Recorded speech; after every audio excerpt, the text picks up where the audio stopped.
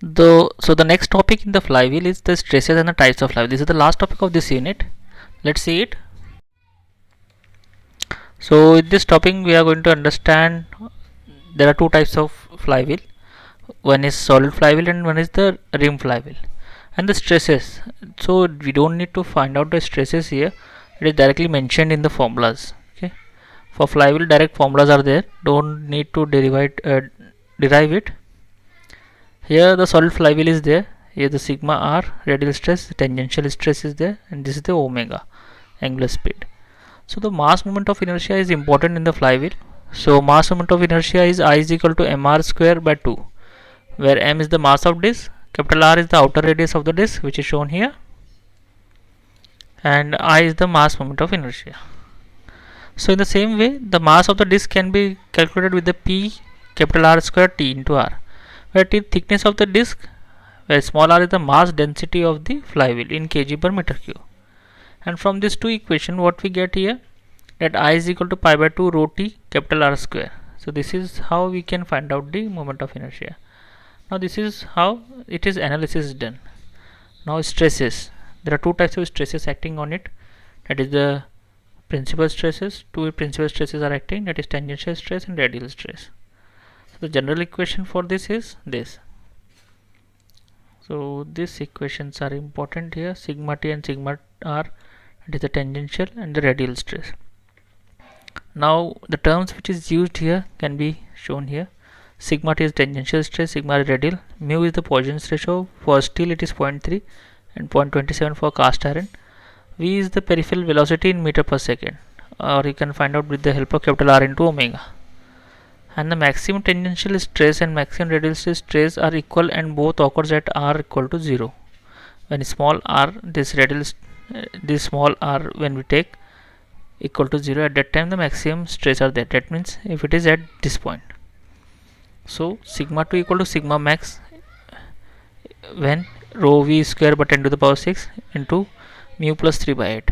So this is the formula for maximum radial stress, and this is next is the rim flywheel.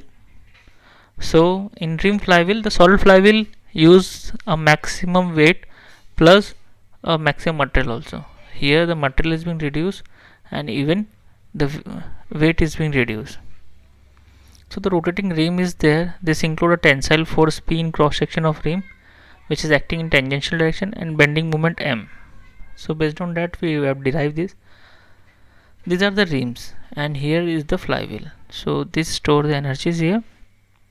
This is how it is done. This is the thickness of this flywheel part. This is the width B and this is the capital R radius.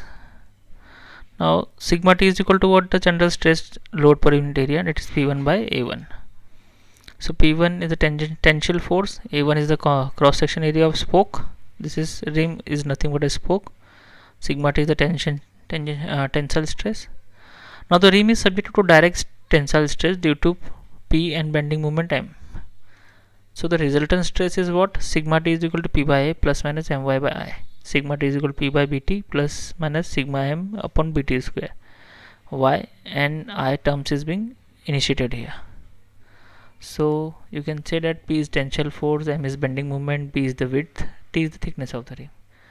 Now how we will get the exact value for the stresses? In the next slide we have to see that. So the equation is derived by S. Timoshenko. He in his research paper explained these terms. So from that paper this formula has been taken, that is P1 is equal to 2 by 3 1000 mv square by C. By this you can find out the tensile stress. This is the constant C value. With the help of this relation we can find out F1 F2 is there. M at phi is equal to 1000 P1 R by 2 cos of phi by sin of alpha minus 1 by alpha. P at phi is equal to 1000 mv square minus P1 cos of phi. So here these terms are there. Then here m is equal to mass of rim per mm of circumference. V is the velocity. Capital R is the mean radius of rim. T is thickness. All these terms are there. C is constant. 2a is the angle between two consecutive spokes. A1 is the cross section area. So based on that, sigma T is derived as 2 by 3 1000 mv square by Ca1. Okay, and stresses in the rims are find out with the help of these terms. So this is how we get the formulas here. With direct formulas is there. This is for sigma t, this is for sigma t in the rim. Okay, this is in the spokes and this is in the rim. Okay, the width part.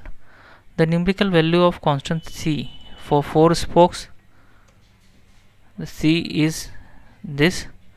For 6 stroke, the value for c is this, and m is equal to btr. So this is how we are going to find out the stresses in the flywheel. Okay, I hope you get its term. Just you need to write down all the formulas in a one page and you can able to